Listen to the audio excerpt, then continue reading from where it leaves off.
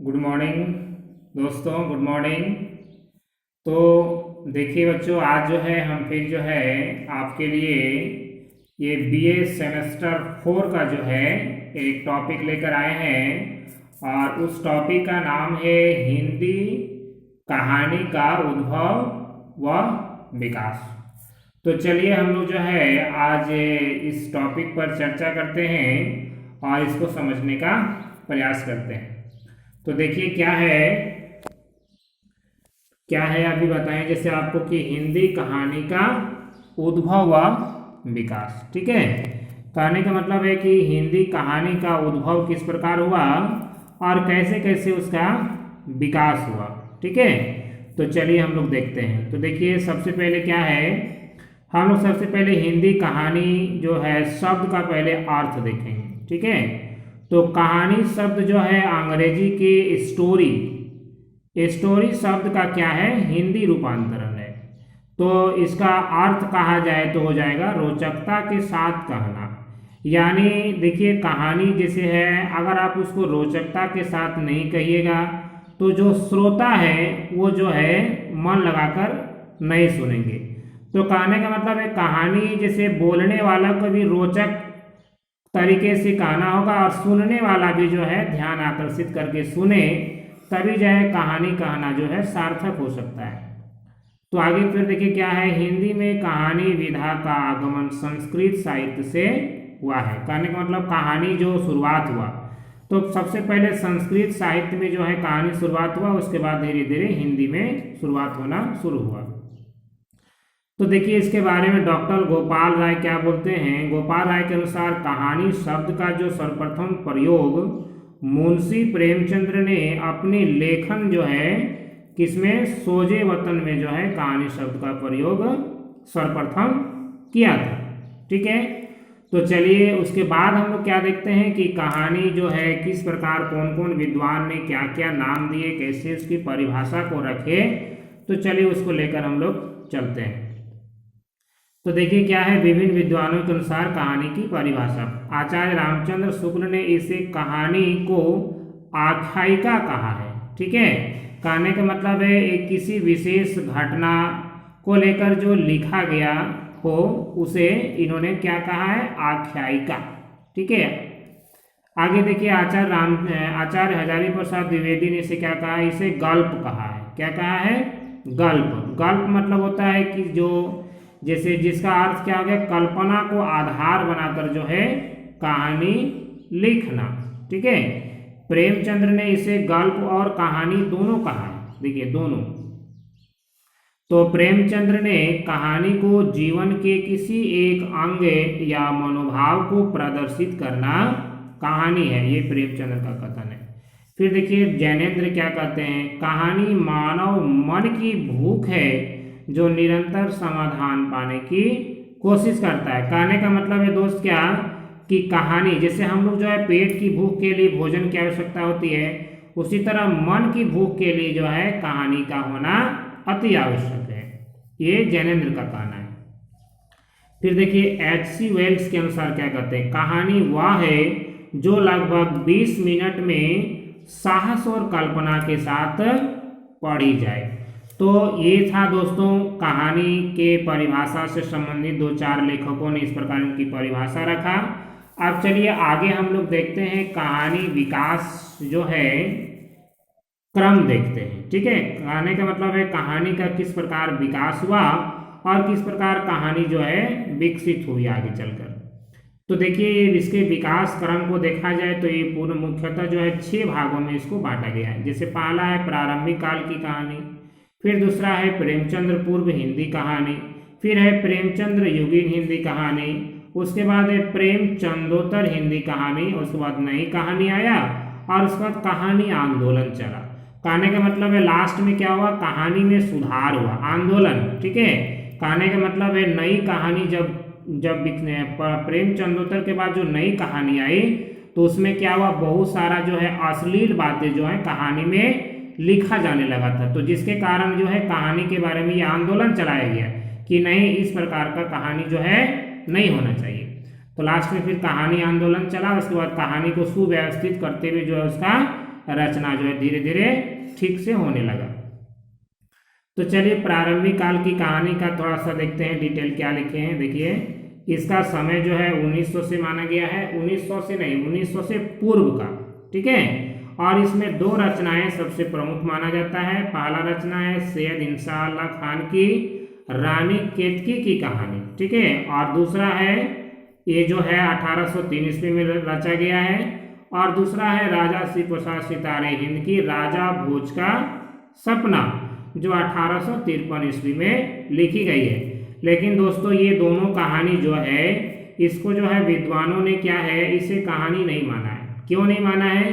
क्योंकि इसमें जो मुख्य तत्व होते हैं कथा वस्तु, पात्र का चरित्र चित्रण, वातावरण, संवाद या कथोपकथन या भाषा शैली, कहने का मतलब है दोस्त की कहानी लिखने के लिए हमें ये 6 चीज का जो है होना बहुत जरूरी है। तो हमने जो ऊपर के ये जो रचना दो ठो देखे इसमें क्या है ये 6 तत्व का वर्णन नहीं किया गया, इसीलिए जो है लेखकों ने इसे जो है कहानी मानने से इनकार करते हैं, मतलब इसको पूर्णतः कहानी नहीं कहा जा सकता है, ठीक है। तो चलिए दूसरा को देखते हैं। प्रेमचंद्र पूर्व हिंदी कहानी या इसको द्विवेदी युग का भी कहानी कहा जाता है, ठीक है, क्योंकि आचार्य महावीर प्रसाद द्विवेदी जो है इसी युग में हुए हैं, ठीक है। और उन्होंने भी कुछ कहानी लिखे, ठीक है, सरस्वती पत्रिका के नाम से। जैसे देखिए ना इसे द्विवेदी युगीन कहानी भी कहा गया, इसलिए कहा गया क्योंकि इन्होंने सरस्वती पत्रिका का संपादन इसी समय जो है सीमा में किया है, जो बहुत ही क्या है प्रचलित हुआ, ठीक है। तो इसका देखिए समय सीमा आपको दिखा देते हैं। इसका जो समय सीमा है 1900 से 1915 ईस्वी, ठीक है। इसी समय जो है हिंदी कहानी की वास्तविक शुरुआत इस काल में मुख्य कहानी जो है निम्नलिखित हुई है। जैसे पहला कहानी है देखिए इंदुमती 1900 ईस्वी में किशोरीलाल गोस्वामी की।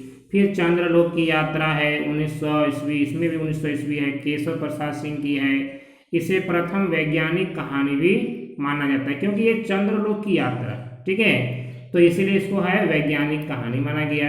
फिर है एक टोकरी भर मिट्टी, ये देखिए माधवराव सप्रे का है, ठीक है। इसको क्या कहा गया? शोध कहा गया। शोध के अनुसार वर्तमान में इसे प्रथम कहानी माना गया। कहने का मतलब है मिट्टी पर इन्होंने रिसर्च किए, ठीक है, और मिट्टी के गुण को जो है मतलब प्रकट किए। फिर क्या देखिए 11 वर्ष का समय है 1903 ईस्वी, आचार्य शुक्ल जी का है। फिर चंद्रदेव से मेरी बात है 1904 ईस्वी। फिर दूसरी कहानी है दुलाई वाली, ठीक है, ये है 1907 ईस्वी। राजेंद्र बाला घोष की है ये कहानी दुलाई वाली, और ये चंद्रदेव से मेरी बातें। और देखिए इनका एक नाम और भी है बंग मेला। ये दोस्तों ऑब्जेक्टिव क्वेश्चन में बहुत पूछता है, ठीक है, कि राजेंद्र यादव का पूरा थे उनका अन्य नाम क्या था, तो ये बंग महिला के नाम से जाने जाते थे। फिर देखिए ग्राम है जयशंकर प्रसाद का 1911 ईस्वी में। फिर कानों के कंगना, कहने का मतलब है 1900 से 1915 में जो रचनाएं हुई उसको हमने यहाँ पर दर्शाए हैं, ठीक है। तो ये 1911 जयशंकर प्रसाद का हो गया ग्राम। फिर कानों में कंगना 1913 ईस्वी हो गया, ये राधिका रमन प्रसाद सिंह का है। फिर उसने कहा था 1915 ईस्वी चंद्रधर शर्मा गुलेरी का है। तो फिर देखिए आगे क्या है, प्रेमचंद्र युगीन हिंदी कहानी, यानी प्रेमचंद युग, कहने का मतलब है प्रेमचंद युग, प्रेमचंद्र के समय में जो है जो कहानी लिखी गई उसका नाम दिया प्रेमचंद युग, ठीक है। तो देखिए इसका समय सीमा है 1918 से 1936 ईस्वी, ठीक है। तो देखिए आगे क्या लिखे हैं कि प्रेमचंद की प्रथम कहानी सौत है, सौत, ठीक है, 1915 ईस्वी में प्रकाशित हुआ था। और अंतिम कहानी इनका जो है कफन है, जो 1936 ईस्वी में प्रकाशित हुई है, ठीक है। तो देखिए वैसे तो इनकी जो है कहानी जो है अन्य माना मतलब पहली कहानी जो है संसार का अनमोल रतन है, लेकिन इसको पहला कहानी हम लोग नहीं मानेंगे क्योंकि हम लोग हिंदी कहानी का विकास पढ़ रहे हैं। और ये जो रचना है ये क्या है उर्दू में लिखा गया है, ठीक है, इसीलिए हम लोग जो है इसको पहला कहानी ना मानकर सौत को पहला कहानी मानेंगे, हिंदी का पहला कहानी, ठीक है। अगर उर्दू से संबंधित पूछा जाए कि उर्दू में रचित पहला कहानी बताइए तो ये संसार का अनमोल रत्न होगा, ये रामचंद्र थी प्रेमचंद्र का, ठीक है। तो देखिए ये उर्दू में कहने का मतलब है, ये जो नवाब राय के से जो है इसको लिखे थे उर्दू में नवाब राय के नाम से, ठीक है। प्रेमचंद का एक अन्य नाम भी था नवाब राय। चलिए, तो इसके बाद फिर हम लोग देखते हैं प्रेमचंद्र जो है, प्रेमचंद्र ने कितने रचनाएं किए हैं, कुल कितनी कहानी लिखे हैं उसको देखते हैं, ठीक है। तो देखिए क्या है, प्रेमचंद्र ने कुल कितने कहानी लिखे हैं, 292 कहानी की रचना की है, जो मानसरोवर नाम से 8 भागों में संकलित है, ठीक है। तो देखिए फिर क्या है, प्रेमचंद की कहानी कला में विकास के सोपान। देखिए ये प्रेमचंद्र जो कहानी कहानी का किस प्रकार जो है वो कला किस प्रकार विकसित किए, ठीक है, और कौन कौन से सोपान, ये सब इनकी सोपान है, ठीक है, धरोहर। तो सबसे पहले क्या है, आदर्शवादी। देखिए सबसे पहले प्रेमचंद्र ने क्या दी, कहानी पर फोकस किए आदर्शवादी कहानी लिखने का, जो साउथ में देखने को मिलेगा, पंच परमेश्वर में देखने को मिलेगा। लेकिन इन्होंने सोचा कि केवल अगर आदर्श की बात किया जाए तो ये संसार जो है नहीं बदला जा सकता है। तो उसने यथार्थ को डालना शुरू किए कहानी में, ठीक है। यथार्थ मीन्स क्या होता है दोस्त, मतलब क्या होता है, जैसे रियल घटना, रियल कहानी, ठीक है। तो रियल कहानी जैसे देखिए बूढ़ी काकी है, ठीक है, अल्पदाह है, कजाकी है, ये सब जो है यथार्थ से संबंधित है, यानी वास्तविक जीवन से संबंधित है। तो देखिए ये प्रेमचंद्र जो है एक ऐसा कहानीकार है जो पूरा मतलब अभी दुनिया में सबसे ज्यादा ये फेमस हुए, ठीक है। इनका हम लोग फिल्म भी बहुत सारा हम लोग टीवी में देख सकते हैं कहानी से संबंधित। तो देखिए ये उसके बाद देखिए आदर्शोन्मुख यथार्थवाद जो है उसके बाद डाले। कहने का मतलब है ये पहले आदर्श वाली कहानी लिखे, फिर यथार्थवादी कहानी लिखे, और उसके बाद दोनों को मिश्रित करके कहानी लिखे हैं। तो जो है देखिए ईदगाह को अगर हम लोग पढ़ेंगे बच्चों दोस्त, तो क्या होगा, ये जो हमें आदर्श का भी पता चलेगा और वास्तविक चीज का भी पता चलेगा। उस प्रकार एक इसका कहानी कफन भी है, जो है ये दोनों समाहित किया गया है, ठीक है। अब देखिए जयशंकर प्रसाद जो है, ये भी जो है इसी काल में प्रेमचंद युग में जयशंकर प्रसाद भी जो है, इनका भी कहानी कला में क्षेत्र में विशेष योगदान रहा है। इनकी पहली कहानी जो ग्राम 1911 में प्रकाशित हुई थी, और अंतिम कहानी जो है कामायनी। तो इसको बच्चों इसको क्या कर सकते हैं, कामायनी जो है जयशंकर प्रसाद का महाकाव्य है। याद रखिएगा ये एग्जाम में पूछता है ऑब्जेक्टिव में कि जयशंकर प्रसाद का कामायनी क्या है, महाकाव्य है, जो 1935 में प्रकाशित हुआ है, ठीक है। फिर इसका छाया भी है, देखिए जयशंकर प्रसाद का संकलित पहला कहानी संग्रह माना जाता है। कहने का मतलब ये कहानी संग्रह है, ठीक है, छाया कहानी संग्रह। फिर है बद्रीनाथ भट्ट है, इनकी प्रथम कहानी हार की जीत है, जो सरस्वती पत्रिका में 1920 ईस्वी में प्रकाशित हुई थी।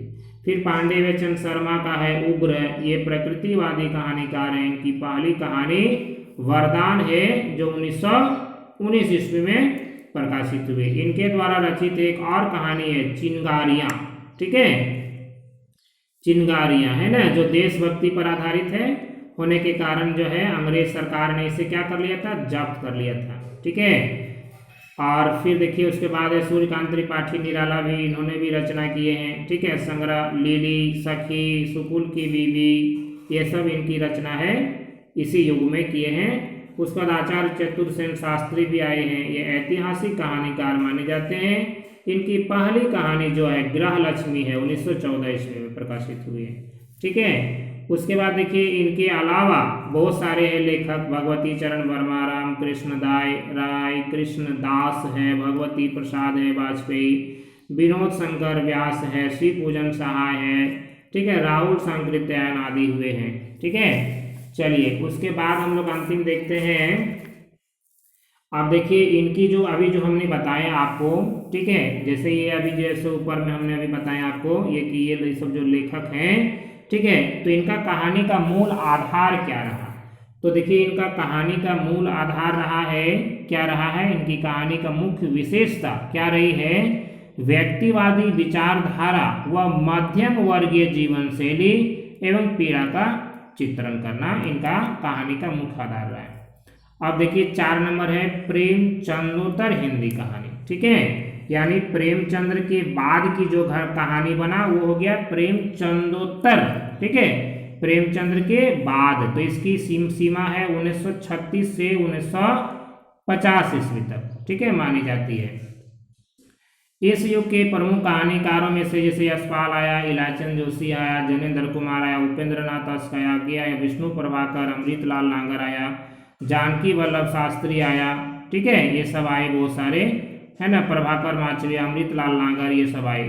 आप देखिए ये सब जो आए तो इन्होंने जो है किसको आधार मानकर कहानी लिखा, यहाँ देखिए इनकी कहानियों का मुख्य विशेषता क्या रही, मनोवैज्ञानिकता रहा, यथार्थवादी रहा, आज्ञेयी, ठीक है, ये मनोवैज्ञानिक कहानी पर आधारित जो है आज्ञेय जी माने मनोवैज्ञानिक कहानी लिखते हैं। फिर देखिए और क्या क्या रहा, यथार्थ पर चित्रण किया, चरित्र प्रधान, व्यक्तिवादी, समस्या प्रधान आदि जो है इन्होंने कहानी लिखे हैं। उसके बाद दोस्त क्या आता है, लास्ट में 5 नंबर में आता है नई कहानी। तो नई कहानी क्या है, इसका 1950 से 1960 ईस्वी है, बहुत कम समय है, क्योंकि जो है इस युग में बहुत सारा फूहड़ कहानी जो है आने लगा, जिसलिए जो है इसका समय सीमा को बहुत कम रखा गया है। नई कहानी के कहानीकार प्रयोगवाद से प्रभावित हैं। इसमें राजेंद्र यादव, निर्मला मोहन राकेश, राजेंद्र मन्नू भंडारी, धर्मवीर भारती, कमलेश डबराल आदि, अमरकांत आदि अनेक जो है नाम है, ठीक है, ये सब नई कहानी के लेखक हैं। तो इनकी कहानियों की मुख्य विशेषता रही है, देखिए क्या रही है, कुंठा, अनास्था, विसंगति, खंडित मानव मूल्यों की अभिव्यक्ति देने की चेष्टा की गई है।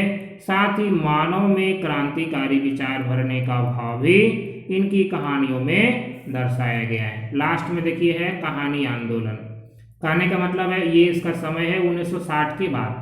तो इसके प्रवर्तक जो है गंगा प्रसाद विमल जो है माने जाते हैं, जिन्होंने फ्रांस के एंटी स्टोरी मूवमेंट से प्रभावित नई कहानी के विरोध में इसका प्रवर्तन किया गया, ठीक है।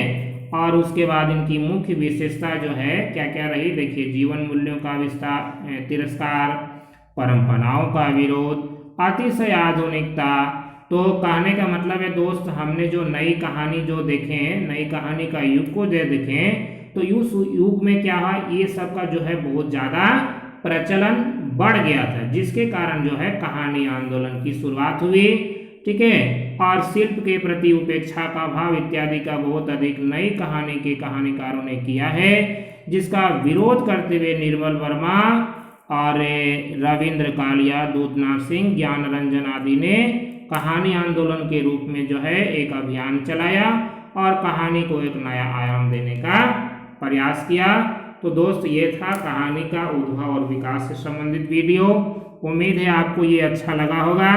अगर ये अच्छा लगा है तो प्लीज़ इसको कॉपी में नोट कीजिएगा, और ये परीक्षा से संबंधित आपके लिए बहुत वेरी वेरी इंपॉर्टेंट है, ठीक है दोस्त। थैंक यू, धन्यवाद।